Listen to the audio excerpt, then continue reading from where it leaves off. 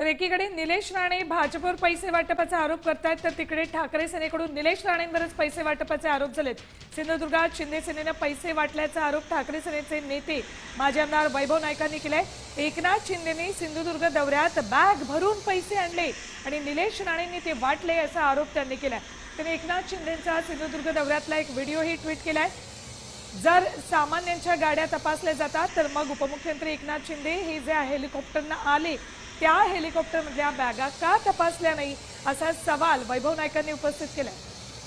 2 दिवसापूर्वी म्हणजे परवाच सभा माननीय एकनाथ शिंदेंची होती आणि त्या शिंदेमध्ये मालवणवासियांना भाषणामधनं काय किंवा घोषणा कुठली झाली नाही किंवा सभेमध्ये लोकांना काय उद्देशून ते काय बोलले नाहीत, परंतु एक मात्र निश्चित झालं की त्या हेलिकॉप्टरने येताना ज्या 2 मोठ्या जड बॅगा होत्या त्या जड बॅगा मात्र मालवणात काल रात्रभर वाटत होते आणि त्यामुळे एकीकडे एकनाथ शिंदे किंवा शिंदे सेना ही भारतीय जनता पार्टी पैसे वाटप म्हणून आरोप करतो, परंतु हे दोन्ही एकाच नाण्याच्या बाजू आहेत। लोकसभा आणि विधानसभा निवडणुकीमध्ये ह्यांनी पैसे वाटूनच ह्या निवडणुका जिंकलेल्या आहेत आणि आता पण कशा पद्धतीने पैसे वाटतात ह्याचा व्हिडिओ मी माझ्या सोशल मीडियाला टाकलेला आहे।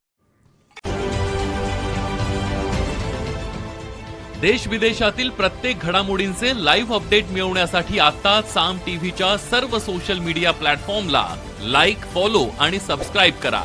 तसंच सर्व नोटिफिकेशनसाठी बेल आयकॉन प्रेस करायला विसरू नका।